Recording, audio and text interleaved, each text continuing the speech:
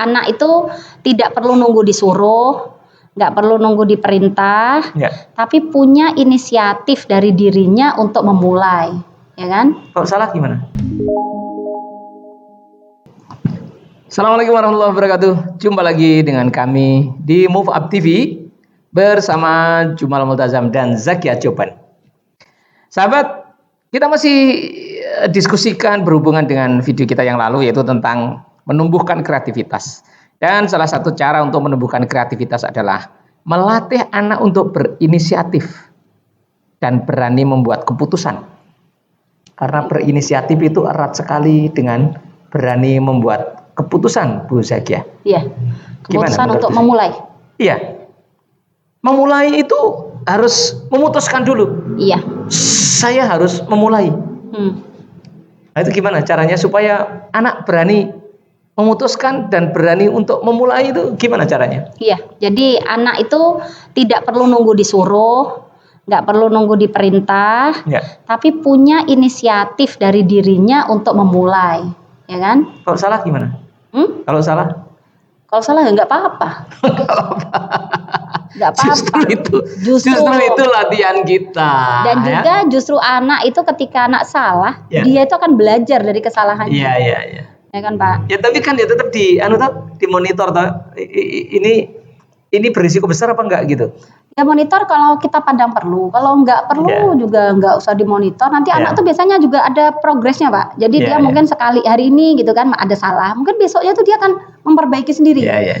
Kadang kalau kita terus memonitor anak untuk membenarkan juga. Tapi kita tahu lah ruang-ruang mana yang berbahaya dan yang tidak kita tahu. Yang berbahaya dan kita jaga. Yang enggak udah biarin aja dia. Iya. Jadi memang inisiatif ini Pak, perlu dipupuk ya Pak dari sejak anak-anak usia dini. Karena kalau sudah terlanjur dewasa biasanya ada muncul rasa ketakutan atau menunggu yang lain. Nanti kalau yang lain sudah gerak baru kita ikut gerak. Biasanya kadang kan gitu kalau kita. Tapi dia bagaimana dia bisa berani ketika orang lain belum ada yang memulai, orang lain belum ada yang bergerak, dia duluan memulai. Nah, ini kan salah satu nih Pak kalau caranya ya yang pertama kembali lagi memang orang tua harus ngasih contoh. Lah kalau orang tua dari awal ya itu. Lah kalau orang tuanya aja nggak berani inisiatif atau nggak mau. Ini contoh nih Pak. Lampu di rumah rusak. Orang tua aja nggak mau inisiatif untuk ngambil tangga, beli lampu, benerkan. Anak kan melihat, oh lah orang tua aja nggak mau ada inisiatif. Tapi ketika orang tua, yuk kita benerkan lampu. Anak kan melihat, oh berarti orang tuaku tuh ketika ini dia ada inisiatif ngambil tangga, benerin kan gitu. Itu inisiatif kan Pak, hal-hal kecil. Orang berinisiatif ini nggak banyak jumlahnya. Dan oleh karena itu banyak orang tua yang tidak punya inisiatif. Terus gimana nih? Kalau yang begini ini tipsnya apa kita buat mereka? Dan kebanyakan sebetulnya Pak, anak-anak milenial ini lebih inisiatif daripada. Begitu ya? Iya. Paling tidak lah orang tua jangan sering menyalahkan gitulah ya. Iya. Dan orang tua memberi dorongan penuh, memberikan ruang. Loh ya, dorongan penuh itu tadi kan orang tua yang sudah paham inisiatif. Yang orang tua belum paham? Yang dia sendiri, orang tua sendiri itu banyak loh yang tidak punya inisiatif itu banyak loh. Minimal jangan terlalu mudah menyalahkan anak. Bahkan ketika dia bersalah sekalipun ojo dibikin trauma gitu loh maksudku. Dan yang kedua ini Pak, jangan ngatur. Kadang anak itu terlalu banyak diatur. Iya, jadi anak tuh kalau kita kadang tuh nggak sadar ngasih perintah tuh terlalu detail. Abis ini ya, abis ini. Efeknya anak tuh gak punya inisiatif. Lebih baik kita nyuruhnya misalkan Kak Mama inginnya rumah ini kita bersih. Nah udah terserah kalian mau inisiatifnya mau nyapu dulu kayak mau nyuci piring dulu good. mau apa dulu. Prosesnya itu serahkan sepenuhnya pada anak. Gitu loh. Tujuannya kita sampaikan prosesnya, kalau dia bisa mikir sendiri kenapa tidak? Iya, jadi jangan kita terlalu detail ngasih perintahnya terlalu detail. Kamu tuh abis ini gini, abis ini gini. Ya mah. Nah, kan dia akhirnya menunggu disuruh, menunggu diarahkan, menunggu diperintah. Yang mana akhirnya jiwa inisiatifnya lama kelamaan itu akan mati gitu Pak, akan terhilang. Iya betul. Jadi kita kalau beri ruang. nggak diperintah terus mandek. Iya. Nah itulah yang namanya tidak punya inisiatif. Jadi nunggu diperintah. Jadi memang kita orang tua memberikan ruang sepenuhnya buat anak. Ketika kita misalkan menginginkan anak kita misalkan kepingin mau belajar, udah proses belajarnya itu seperti apa mereka serahkan pada mereka. Itu mereka biar inisiatif muncul apa seperti apa ininya gitu kan. Nanti kalau misalkan kok kita lihat perlu monitor ya kita diskusi. Tentunya situasi di dalam keluarga itu berbeda-beda. Ada orang tua yang terlalu dikte ada. Iya. Tapi pada sisi yang lain ada orang tua yang terlalu membiarkan. Terlalu membiarkan. Gimana caranya? Bagaimana caranya kita melihat saya ada termasuk orang yang terlalu mendikte ya disadari kan berarti. Aku menyadari nih aku terlalu dikte, begitu kan misalnya begitu. Sadar dulu, Iya. Orang tua menyadari dulu, oh saya terlalu mendikte. Berarti kita mesti banyak memberikan ruang. Tetapi pada sisi yang lain ada loh yang orang justru terlalu melepaskan anak. Ini Pak, kalau kita ya tadi ya untuk mendikte itu memang kita harus menahan diri. Kita harus menahan diri kan? Ya kuncinya tuh kita tahan dulu lah, kita tahan diri dulu. Misalkan kita lihat dulu anak kita, nggak usah kita perintah, nggak usah kita kasih tahu detailnya, dia punya inisiatif sendiri kok. Iya, iya. Prosesnya bahkan terkadang nih Pak ya, uniknya anak-anak. Subhanallah, itu anak-anak itu justru bisa menemukan inisiatif-inisiatif yang nggak terfikir sama kita loh Pak.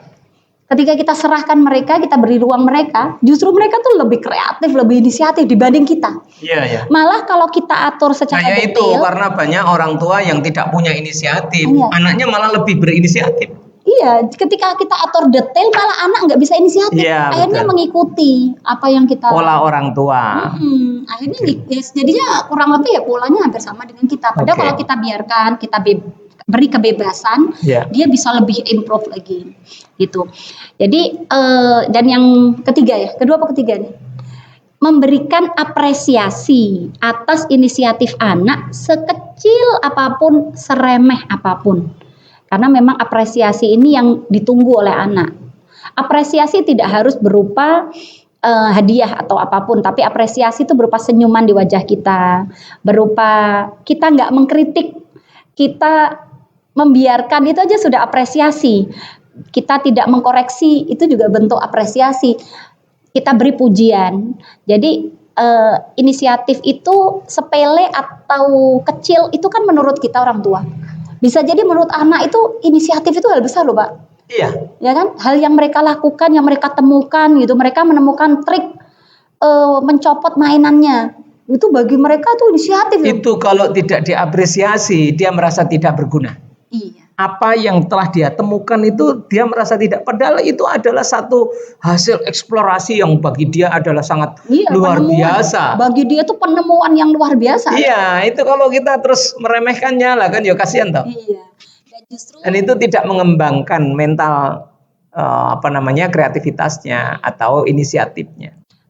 Sahabat muda, kita ciptakan di rumah sebanyak-banyaknya simulasi atau kita sediakan fasilitas-fasilitas di rumah kita untuk memberikan ruang, memberikan stimulus buat anak kita bisa berinisiatif. Jadi kita misalkan nggak harus dengan peralatan-peralatan yang mahal, nggak harus dengan peralatan canggih. Kita fasilitas yang ada, kita berikan mereka ruang sehingga mereka bisa bereksplor, bisa menemukan inisiatif-inisiatif yang di situ simulasi ini kita sebagai orang tua yang kita harus kita sediakan. Kita catat ya. Yang pertama adalah memberi contoh ya. Orang tua memberi contoh. Orang tua juga inisiatif. Iya, tapi kalau orang tua misalnya orang tua tidak dirinya memang kurang inisiatif gitu ya tidak masalah. Tetapi paling tidak dia itu tidak mudah menyalahkan. Jadi kalau anaknya itu mempunyai pendapat, mempunyai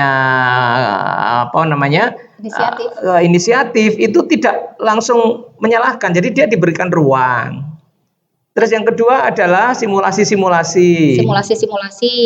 Ya toh? Kita pancing ya anak-anak. Kita pancing anak. Terus yang ketiga apresiasi. Diapresiasi. Terus yang keempat. Yang keempat memberikan ruang salah. Betul. Ini mau ngomongin. Berikan dia kepercayaan untuk membuat keputusan. Meskipun keputusannya itu kadang-kadang salah. Ojo langsung diseneni gitu loh. Berani membuat keputusan dan nggak disalahkan gitu loh. Meskipun kadang-kadang keputusannya salah, nggak apa-apa. Makanya saat tadi bilang pada ruang-ruang tertentu kita biarkan dia membuat kesalahan, nggak apa-apa. Tetapi pada ruang yang penting memang ya kita jaga. Kan kita tunggu sesuai dengan perkembangan psikologinya, perkembangan usianya. Oleh karena itu kalau anak bersalah jangan langsung di judgment begitu ya. Yang terpenting adalah anak proses untuk mereka belajar di dalam kesalahan itu, bukan langsung kita koreksi. Belajar di dalam kesalahan dan berani salah. Karena banyak orang yang tidak berani salah terus gak berani ngambil inisiatif, nggak ngapa-ngapain, padahal nggak ngapa-ngapain itu juga sudah keputusan. Betul nggak? Betul. Ya, kita ulangi ya. Yang pertama adalah ngasih contoh. Nek gak iso ngasih contoh, ya paling tidak kalau dia berinisiatif itu ojo gampang disalahke. Berikan ruang untuk simulasi-simulasi, stimulus-stimulus. Yang ketiga, berikan kepercayaan untuk mengambil keputusan dan seandainya keputusannya salah, ojo langsung disalahke. Karena berani salah itu ndak mudah. Ruang pada anak untuk belajar menemukan kebenaran atau belajar dari kesalahan sendiri. Belajar dari kesalahan ya. Berani salah dan kemudian juga belajar dari kesalahan. Saya kira itu ya. Bukan aku apa kamu? Sahabat muda, saya kira itu ya yang bisa kita share untuk kali ini. Sampai jumpa lagi pada video berikut. Jangan lupa di subscribe dan dibunyikan loncengnya. Terima kasih. Assalamualaikum warahmatullahi wabarakatuh.